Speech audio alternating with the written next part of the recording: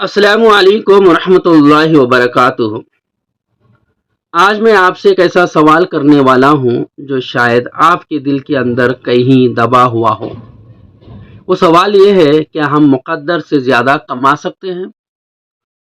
कितने लोग हैं जो दिन रात मेहनत करते हैं लेकिन हालात नहीं बदलते, और कितने लोग हैं जो बग़ैर मेहनत के सब कुछ पा लेते हैं। आखिर मुक़द्दर क्या है, और क्या वाकई मेहनत मुक़द्दर को बदल सकती है? आज हम इस राज को खोलेंगे, दिल से बात करेंगे। पहले समझें मुक़द्दर क्या है। मुक़द्दर यानी तकदीर, वो फैसला जो अल्लाह ने हमारे लिए लिख दिया। हदीस में आता है, पैदाइश से पहले इंसान की उम्र, रिस्क और उसका अंजाम लिख दिया जाता है। लेकिन यहाँ सवाल उठता है, अगर सब कुछ लिख दिया गया है तो हम मेहनत क्यों करें? क्या सब कुछ मुक़द्दर में है? यही गलत फहमी लोगों को नाकामी, अफसुर्दगी और सुस्ती में धकेल देती है। इस्लाम कहता है मुक़द्दर के दो हिस्से हैं। पहले है इल्म इलाही, कि अल्लाह को सब मालूम है कि आप क्या कमाएंगे, और दूसरा है इंसान का इख्तियार। अल्लाह ने इंसान को मेहनत, कोशिश और इख्तियार दिया। अल्लाह के इल्म में सब कुछ है, मगर वो हमें मजबूर नहीं करता। अल्लाह ने हमें हाथ, दिमाग, ताकत दी ताकि हम मेहनत करें।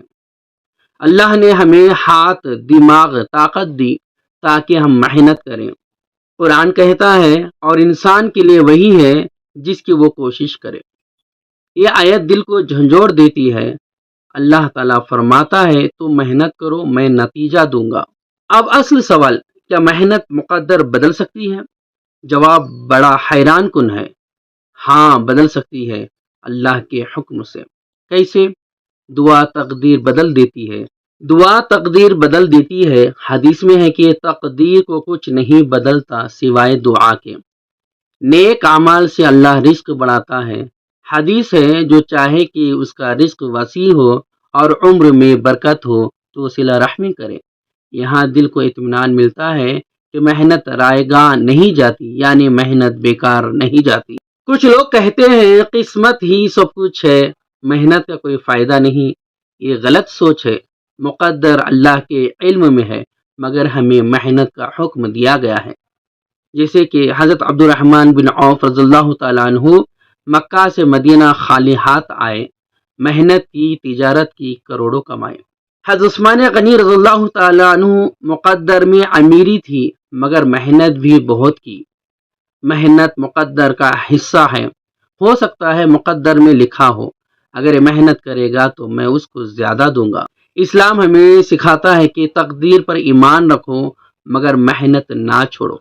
नबी अकरम सल्लल्लाहु अलैहि वसल्लम खुद मेहनत करते थे। तिजारत, सफ़र, जंग, हर जगह मेहनत की ज़रूरत होती थी। सहाबा इकराम दिन रात मेहनत करते थे। ये ना समझो कि मुक़द्दर का मतलब है बैठे रहो, सब कुछ खुद मिलेगा। मेहनत के बगैर कुछ नहीं मिलता। अल्लाह ताला कुरान में कहता है, अल्लाह उस कौम की हालत नहीं बदलता जो खुद अपनी हालत ना बदले।